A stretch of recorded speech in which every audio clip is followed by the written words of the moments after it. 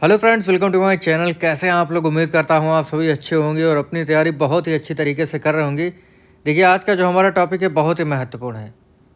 बहुत ही नहीं, बहुत ही ज़्यादा महत्वपूर्ण है। तभी मैंने जो है 2 बार लिखा है, वेरी इंपॉर्टेंट और वेरी वेरी इंपॉर्टेंट, और तीसरी बार और भी लिखा है वेरी इंपॉर्टेंट, यानी बहुत ही महत्वपूर्ण ये टॉपिक है। चैनल पर अगर आप पहली बार आए हैं तो चैनल सब्सक्राइब कर लीजिएगा, बेल आइकन दबा दीजिएगा, जिससे कि आपको नई वीडियोज़ की नोटिफिकेशन समय से मिलते रहे। हमारा आज का टॉपिक है बहुबुद्धि का सिद्धांत, मल्टीपल रिस्पॉन्स थ्योरी। देखिए, जो सिद्धांत है ये एग्ज़ाम में काफ़ी बार जो है पूछा जाता है, चाहे वो सीटेट का एग्ज़ाम हो या टेट का एग्ज़ाम हो या सुपर टेट का एग्ज़ाम हो। सीधे सीधे प्रश्न आते हैं। पूछा जाएगा कि स्थानिक बुद्धि किसके पास होती है, तो आप लोग सोचेंगे ये प्रश्न कहाँ से आ गया भैया, स्थानिक बुद्धि कौन सी है? तो प्रश्न जो है यहीं से आएगा। चैनल पर भैया पहली बार आए हैं, पहली बार वीडियो देख रहे हैं, तो चैनल को सब्सक्राइब कर लीजिएगा, बेल आइकन दबा दीजिएगा, जिससे कि आपको नई वीडियोज़ की नोटिफिकेशन समय से मिलते रहे। ठीक है, लाइक कर दीजिएगा भैया, लाइक करना ज़रूरी है, कमेंट भी कर दीजिएगा। ये 2 चीज़ें जो है, लाइक और कमेंट जो है आपको करना ही करना है, क्योंकि इससे मुझे प्रोत्साहन मिलता है और अच्छा लगता है कि आप लोग ये सराहना कर रहे हैं। तो शुरू करते हैं बिना समय गवाए आज का अपना वीडियो। ठीक है, शुरू करें? बिल्कुल शुरू करते हैं। देखिए, बहुबुद्धि का सिद्धांत, मल्टीपल रिस्पांस थ्योरी, इसके प्रतिपादक कौन है भैया? प्रतिपादक इसके कौन है? कौन बताएगा? हम बताएंगे। बाकी आपको पता होगा अगर आप जो है ट्रिक का वीडियो देखेंगे। तो बहुबुद्धि का सिद्धांत जो है दिए हैं हार्वर्ड गार्डनर। देखिए, इसको याद करने की ट्रिक है कि जब हम गार्डन में जाते हैं तो हमें बहुत बुद्धि मिलती है। ठीक है, इस तरीके से आप इसे याद रख सकते हैं। देखिए, बहुबुद्धि का जो सिद्धांत है ये हार्वर्ड गार्डनर ने दिया है, और ये कहाँ के निवासी हैं? ये अमेरिका के निवासी हैं। प्रारंभ में इन्होंने 7 प्रकार की बुद्धियाँ बताईं। कितने प्रकार की बुद्धियाँ? 7 प्रकार की। फिर सन 1998 में, देखिए, सबसे पहले जब इन्होंने अपना बहुबुद्धि का सिद्धांत दिया तो 7 प्रकार की बुद्धि बताई थी, लेकिन 1998 में गार्डनर के मन में आया कि एक और प्रकार की बुद्धि हो सकती है, तो एक 8वां प्रकार जोड़ दिया, और उसका नाम क्या था? प्रकृतिवादी बुद्धि। प्रकृतिवादी बुद्धि। फिर उसके बाद क्या होता है? सन 2000 में फिर से ये कुछ सोचते हैं कि नहीं, हमें लग रहा कुछ जो है और गड़बड़ हो गया है, एक और जो है बुद्धि बढ़ानी चाहिए। तो सन 2000 में ये एक और बुद्धि जोड़ देते हैं अपने सिद्धांत में, 9वीं बुद्धि। ठीक है, कौन सी बुद्धि? 9वीं बुद्धि। और इसको नाम देते हैं अस्तित्ववादी बुद्धि। कौन सी बुद्धि? अस्तित्ववादी बुद्धि। ठीक है, इसको आप लोग ध्यान रखिएगा। ये कहते हैं बुद्धि जो होती हैं वो स्वतंत्र रूप से कार्य करती हैं, एक दूसरे को प्रभावित नहीं करती हैं। कौन कहते हैं ये कहते हैं आपके हार्वर्ड गार्डनर महोदय। ठीक है, ये कहते हैं कि जो बुद्धियां होती हैं वो स्वतंत्र रूप से कार्य करती हैं, एक दूसरे को प्रभावित नहीं करती हैं। मान लीजिए ये बुद्धि जो है आपकी हैं, ठीक है, इसमें जो है आप भाषा सीखते हैं, ये मान लीजिए भाषा वाली बुद्धि है। ये आपकी जो है गणित वाली बुद्धि है। कौन सी बुद्धि है? गणित वाली बुद्धि है। ठीक है, मान लीजिए इस वाले हिस्से पर जो है क्या एक्सीडेंट हो जाए, मतलब कोई भी चोट लग जाए, तो ये कहते हैं कि बाकी बुद्धियां आपकी जो है बची रहेंगी। ठीक है, ये क्या कहते हैं कि बुद्धि जो होती है वो 8 प्रकार की होती है, यानी हमारा जो मस्तिष्क होता है वो 8 प्रकार से जुड़ा हुआ होता है, मतलब 8 प्रकार की बुद्धियों से मिलकर के बना हुआ होता है, और ये बुद्धियां जो है स्वतंत्र रूप से कार्य करती हैं। मान लीजिए भाषा वाली जो बुद्धि का जो पार्ट है इस पर चोट लग जाए, तो आप जो है गणित वाली बुद्धि, आपके अंदर जो है गणित वाली बुद्धि बची रहेगी। ठीक है, ये कौन कहते हैं? ये कहते हैं आपके हार्वर्ड गार्डनर महोदय। ठीक है, और एक जो पार्ट होता है वो बुद्धि के बराबर होता है, और जो बुद्धि है, मतलब जो हमारा ह्यूमन ब्रेन है, वो 8 प्रकार की बुद्धियों से जुड़ा हुआ है या जो है बना हुआ है, और not related to each other. जो ये आपकी बुद्धियां हैं ये एक दूसरे से आपस में कनेक्टेड नहीं हैं, ठीक है। तभी तो ये कहते हैं कि जो बुद्धियाँ होती हैं वो स्वतंत्र रूप से कार्य करती हैं। तो आप जो इसे याद रखिएगा। देखिए अब हम बात करेंगे 8 प्रकार की जो आपकी बुद्धियाँ हैं। कौन सी 8 प्रकार की जो बुद्धियाँ इन्होंने बताई हैं उसके बारे में डिटेल से बात करेंगे। भैया ये एग्ज़ाम में आ जाता है कि 8 प्रकार की बुद्धियाँ जो है कौन कौन सी हैं, अभी आपको बताया जाता है। और जो है उदाहरण भी याद रखिएगा। अगर आपको अच्छा लग रहा है तो लाइक ज़रूर करिएगा और कमेंट ज़रूर करिएगा कि आपको वीडियो अच्छा लग रहा है, ठीक है। देखिए इन्होंने पहली बुद्धि बताई भाषाई बुद्धि। कौन सी बुद्धि बताई? भाषाई बुद्धि बताई। Verbal linguistic, verbal linguistic, verbal intelligence, ठीक है।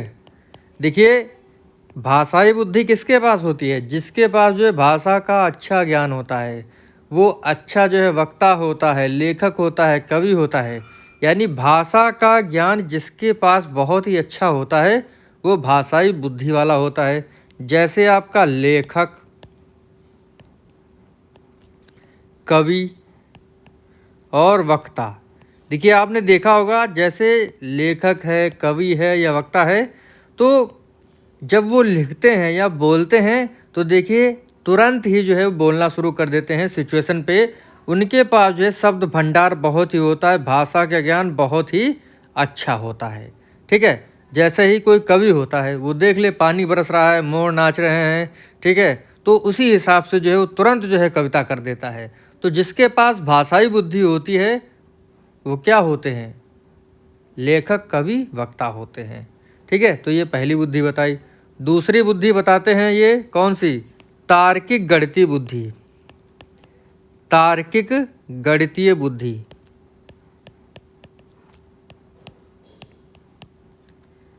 गणितीय बुद्धि। देखिए जिसके पास तर्क वितर्क करने की बुद्धि होती है, यानी तर्क वितर्क करने की पावर होती है, जो गणित के सवालों को बहुत ही अच्छी तरीके से कर लेता है, जो एक्सपेरिमेंट बहुत ही अच्छी तरीके से कर लेता है, उसके पास गणितीय बुद्धि या कह सकते हैं तार्किक गणितीय बुद्धि होती है। मतलब तर्क करने वाली भी बुद्धि होती है और गणित से जुड़ी हुई बुद्धि होती है।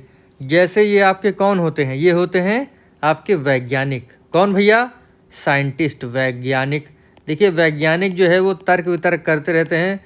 कभी एक वैज्ञानिक जो है नया नियम देगा और उसी नियम के बहुत सारे जो है तर्क वितर्क करने वाले जो है आ जाते हैं, आलोचना करने वाले आ जाते हैं। तो जिनके पास तर्क वितर्क करने की शक्ति होती है उनके पास तार्किक गणितीय बुद्धि होती है, ठीक है।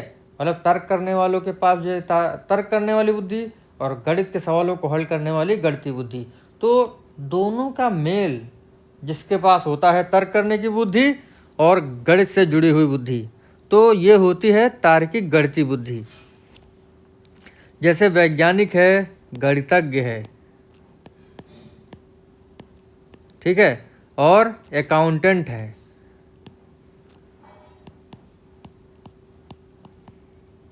इनके पास जो है तार्किक गणितीय बुद्धि होती है, ठीक है। उसके बाद आता है आपका तीसरा म्यूजिकल इंटेलिजेंस, संगीतज्ञ बुद्धि।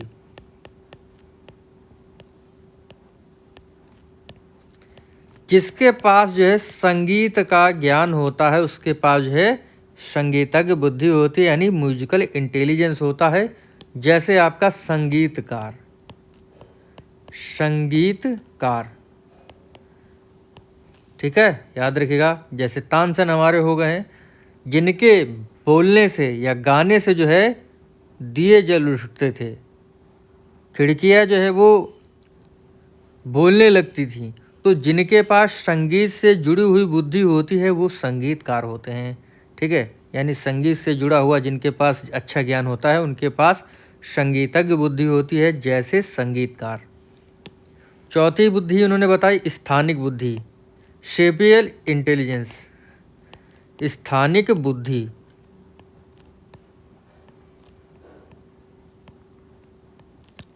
देखिए स्पेशियल इंटेलिजेंस जो है वो किसके पास होती है, यानी ऐसे लोग जो किसी चीज़ को एक बार देख लें और हूबहू उसी तरीके से बना दें, उनके पास सेपियल इंटेलिजेंस होता है।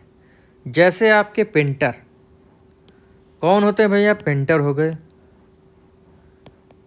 पेंटर्स जो होते हैं, मूर्तिकार, कौन, मूर्तिकार आदि। देखिए जैसे पेंटर को आप कोई चीज़ बता दें कि भैया देखिए एक बार जो है आप देख लीजिए, इस जगह पे इस तरीके से जो है चित्र बना हुआ है, आपको उस तरीके से बनाना है, तो वो उसी तरीके से बना देगा। यानी सेपियल इंटेलिजेंस उसके पास होती है, जो किसी चीज़ को एक बार देख ले और हूबहू उसी तरीके से बना दे, ठीक है, उनके पास सेपियल इंटेलिजेंस होती है। ठीक है, इनके दिमाग में 3D इमेजेस बन जाती हैं, तभी जो है ये अच्छी तरीके से काम कर पाते हैं। उसके बाद आपकी पांचवी बुद्धि आ जाती है, कौन सी, शारीरिक गतिज बुद्धि। शारीरिक गतिज बुद्धि, बॉडीली काइनेस्थेटिक बुद्धि। देखिए यह बुद्धि किनके पास होती है, शारीरिक गतिज बुद्धि। ऐसे लोग जो अपने शरीर को सिचुएशन के अनुसार से मोड़ दें, चला लें, घुमा लें, ठीक है, दौड़ा लें, उनके पास शारीरिक गतिज बुद्धि होती है। ठीक है, जैसे डांसर हो गया आपका। देखिए डांसर कैसा होता है, डांसर वो अच्छा डांसर वो होता है जो अपने शरीर को हर प्रकार से मोड़ लेता है। फिर उसके बाद जिम्नास्ट आपका हो गया। जिम्नास्टिक करने वाले देखिए अपने शरीर को सिचुएशन के अनुसार कैसे मोड़ लेते हैं। योगा मास्टर, कोरियोग्राफर, ठीक है, तो इनके पास क्या होता है, इनके पास जो है शारीरिक गतिज बुद्धि होती है। ठीक है, अगली जो बुद्धियां हैं इतनी महत्वपूर्ण है कि आप लोग जो है एग्जाम में इन्हीं को गलत करके आते हैं, तो भैया ऐसा दोबारा नहीं होना चाहिए। तो भैया आगे पढ़ते हैं इनको। अगली इन्होंने बता दी। देखिए हम लोगों ने कितनी बुद्धियां पढ़ ली हैं अभी, 1 2 3 4 5। छठवीं बुद्धि ये बताते हैं, कहते हैं कि भैया छठवीं बुद्धि भी होती है, कौन सी, अंतर्वैयक्तिक बुद्धि। कौन सी, अंतर्वैयक्तिक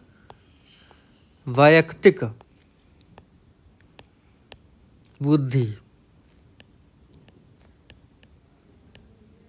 और उसके बाद बताते हैं कौन सी, अंतरावैयक्तिक बुद्धि। दोनों को एक साथ पढ़ेंगे।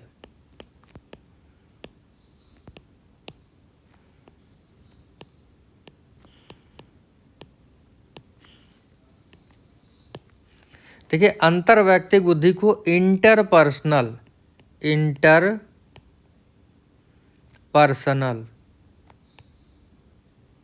इंटेलिजेंस, ठीक है, और अंतरावैयक्तिक को इंट्रोपर्सनल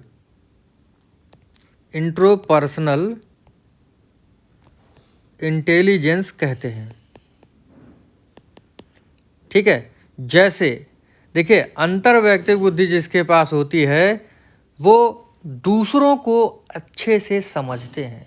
अंतर्वैयक्तिक बुद्धि, इंटरपर्सनल इंटेलिजेंस, जब भी सीटेट के एग्ज़ाम में आता है, आप लोग जो है हिंदी वर्जन पे ना जाइएगा, इंग्लिश वर्जन पे जाइएगा और देखिएगा जिसमें इंटरपर्सनल लिखा है, तो इंटरपर्सनल वाले व्यक्ति वो होते हैं, अंतर्वैयक्तिक बुद्धि वाले वो होते हैं जो दूसरों को बहुत ही अच्छी तरीके से समझते हैं।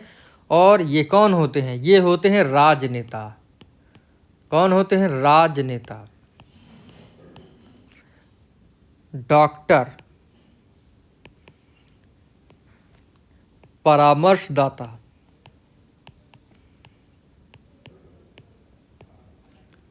अध्यापक यानी हम लोग टीचर्स और पेरेंट्स। देखिए राजनेता हो, ये देखिए दूसरों के अनुसार यानी समाज के अनुसार, सोसाइटी के अनुसार अपने आप को बहुत ही अच्छी तरीके से बदल लेते हैं। डॉक्टर की बात करें, परामर्शदाता की बात करें, टीचर, पेरेंट्स, ये सभी जो है पेरेंट जैसे अपने बच्चों को बहुत ही अच्छी तरीके से समझते हैं। तो दूसरों को अच्छे से समझना अंतर्वैयक्तिक बुद्धि या इंग्लिश में कहें तो इंटरपर्सनल इंटेलिजेंस के अंतर्गत आते हैं। देखिए अगला आपका 7वीं बुद्धि है अंतरावैयक्तिक बुद्धि, इंट्रोपर्सनल इंटेलिजेंस। ये आत्मबोधन, स्वयं पर कंट्रोल। देखिए एग्जाम में सीधे पूछा जाता है कि आत्मबोधन बुद्धि कौन सी है, तो ये है अंतरावैयक्तिक बुद्धि, इंट्रोपर्सनल इंटेलिजेंस। यानी ये जिनके पास होती है वो खुद को अच्छी तरीके से जानते हैं, स्वयं को अच्छे से जानना,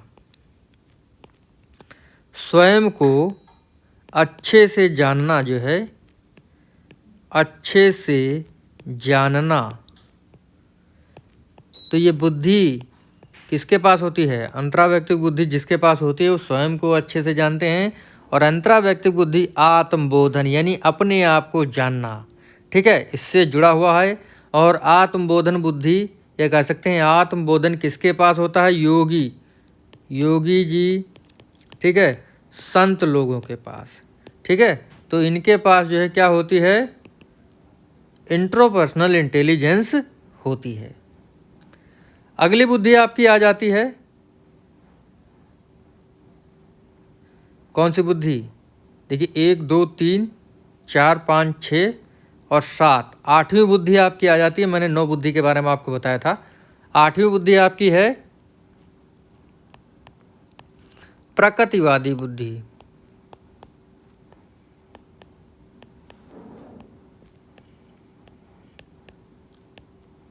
देखिए जिनके पास नेचर से जुड़ा हुआ, प्रकृति से जुड़ा हुआ ज्ञान होता है, उनके पास जो है प्रकृतिवादी बुद्धि होती है। जैसे किसान हो गया आपका, कौन भैया? किसान, ठीक है, जीव व वनस्पतिक वैज्ञानिक।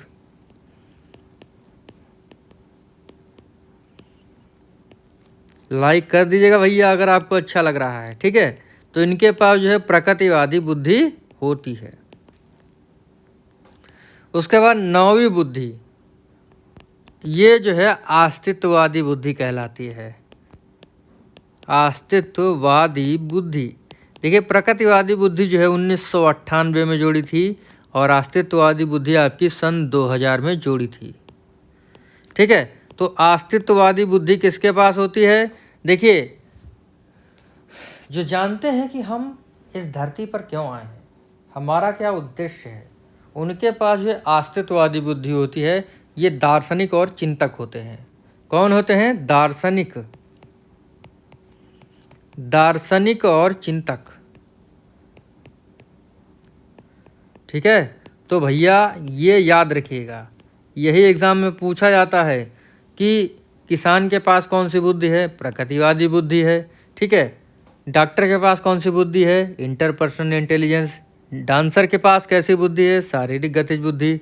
मूर्तिकार के पास स्थानिक बुद्धि। संगीतकार के पास संगीतक बुद्धि। गणितज्ञ के पास तार्किक गणितीय बुद्धि। लेखक के पास भाषाई बुद्धि। तो इस तरीके से एग्जाम में प्रश्न पूछे जाते हैं, आप लोग एकदम रट लीजिए। और भैया इसके बाद जो है शिक्षा में बहुबुद्धि के सिद्धांत का उपयोग। अब जानेंगे हम लोग कि बहुबुद्धि के सिद्धांत का उपयोग क्या है शिक्षा में, ठीक है। तो भैया देखिए वैयक्तिक भिन्नता। देखिए बहुबुद्धि का सिद्धांत कहता है कि बच्चे को इंडिविजुअल डिफरेंस के आधार पर जो है पढ़ाना चाहिए। भाई हो सकता है किसी को जो है गणित का नॉलेज ठीक है, हो सकता है किसी को जो है प्रकृति का नॉलेज हो सकता है किसी जो है संगीत का नॉलेज तो वैयक्तिक विभिन्नता के आधार पर टीचर को क्या करना चाहिए? पढ़ाना चाहिए, ठीक है, टीचर्स को पढ़ाना चाहिए, इसको ध्यान रखिएगा। और बच्चों को कई तरीके से पढ़ाना चाहिए, कई तरीके से पढ़ाना। भाई जो वैयक्तिक भिन्नता आप देख रहे हैं तो बच्चों को उसी हिसाब से पढ़ाना चाहिए, ठीक है। तो यही दो महत्वपूर्ण यूज हैं किसके? मल्टीपल रिस्पांस थ्योरी के। उसके बाद क्रिटिसिज्म सबसे ज़रूरी है, यानी आलोचना इनके सिद्धांत की क्यों होती है? आलोचना, देखिए आलोचना इनके सिद्धांत की बहुत होती है।